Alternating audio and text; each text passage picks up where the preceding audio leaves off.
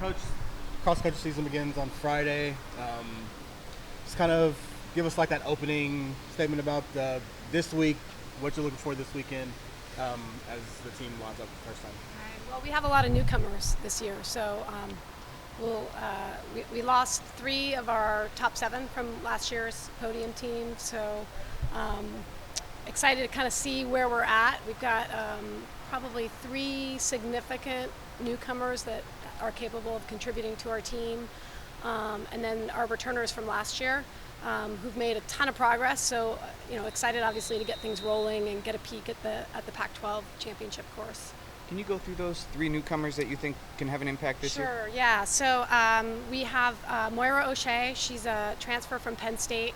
I think she was 125th in her first season in the NCAA in cross country last year, and then made great strides on the track at Penn State, ran 4:23 in 16:11, and she's slid right in nicely to our group and really fits our team. She's got great work ethic, and I'm really excited to contribute to our team. Alicia Zarbo, she's a true freshman. She was 3rd at the European Under-18 Championships last year, and has competed on the international stage. She was, I think, 8th at the Youth Olympics last year in Argentina. And then our 3rd newcomer who can probably mix it up with our team is Aneta Konachek. She's a transfer from Western Colorado, and probably her track marks are more significant than cross country. She's run 9:57 for the 3K steeple, but she's very talented and excited to contribute to our team. Do you have anybody on the team that has the potential to be kind of that low stick that Jessica was, or is this going to be more of a by committee type of? No, I think we have several people. I mean, Isabel Brower was 15th at the national championships 2 years ago. Last year she was 52nd, hadn't run all summer when she came in. She's coming off of a really nice block of training this summer and is healthy and feeling really good. So she's definitely capable. And I think Susan Ajori can make the jump that Jess did last year. I mean, Jess went from the 90s to the top 5 last year, and I think Susan is capable of doing that same sort of jump based off of what she did in the spring. And then last year was her first year in the NCAA cross, so I'm expecting her to make a huge jump forward. So between those 2, I feel very confident that we have a really nice 1-2 up front. And Philly Bowden has 1 year in the NCAA under her belt, so I know she's going to be much better. And Amanda Garrick made tremendous progress last year on the track and just narrowly missed qualifying for the NCAA championships in the steeple. So I think we have a number of women who are capable to step up and be All-Americans. Is Amanda moving up to the steeplechase from the 1500? How much does that help her in cross country? I think it's helped her a lot. I mean, she was effective in both the steeple and the 5 last year. I mean, she ran PRs across the board at every distance, and she's grown a lot as an athlete, and I think she's kind of figured out how to measure things off a little bit better than where she was at last year. So I expect her to be in a completely different place than where she was last year. And then back to Susan, where do you want to see the most improvement with her? Yeah, probably just race execution. I mean, as I said, last year was her first year in the NCAA, and I think she's like the 2nd returner in the Pac-12 conference behind Fiona O'Keefe from Stanford. And so she has the ability, and she had a tremendous track season, and she has better range than any athlete I've ever coached. I think she just needs to learn how to measure it off a little bit better.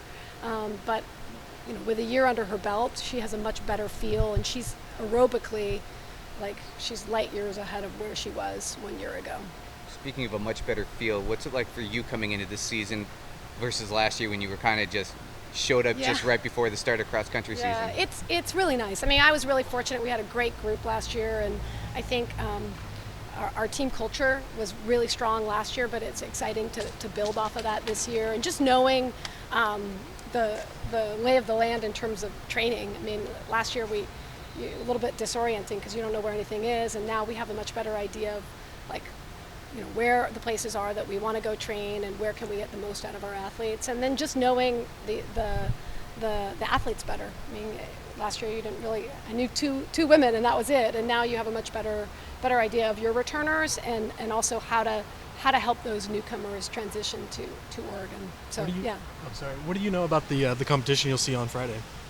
Yeah, I mean, I haven't really looked at it. We didn't really look at it from a competitive standpoint. I don't anticipate it being particularly strong. I think it'll be probably a lot of D2, D3 schools.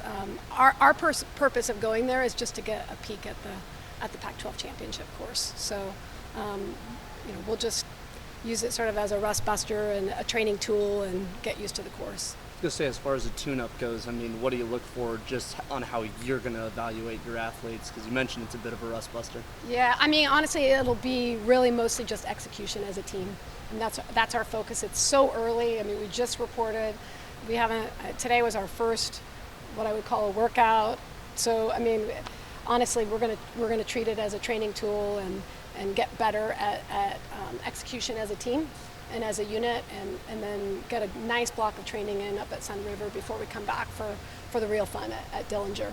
On a somewhat unrelated note, has it been kind of wild seeing how fast Hayward's been going up? Oh, it's crazy. Last year when Coach Thomas and I came here, it was just a dirt plot, and I remember looking at it and thinking, wow, that's a really big footprint when it was empty, and to see the progress on it, it's phenomenal, and every day it's changing, and our team, we drove by there this morning, they said it looks like the Titanic. So that's like how visible it is right now. It's going up fast, and it's really exciting. I was going to say, has that been interesting for your athletes, knowing that we're coming up in an Olympic year, in a year when the trials are going to be here, and they're just about to start their track seasons really in earnest, kind of maybe an excitement sort of building around everything? I mean, here? Probably so. Maybe even more from a coaching standpoint. I mean, we try and keep the athletes to stay in the here and now and not get ahead of themselves. So, I mean, I think they're excited about it, but they're just focusing on getting a little bit better each day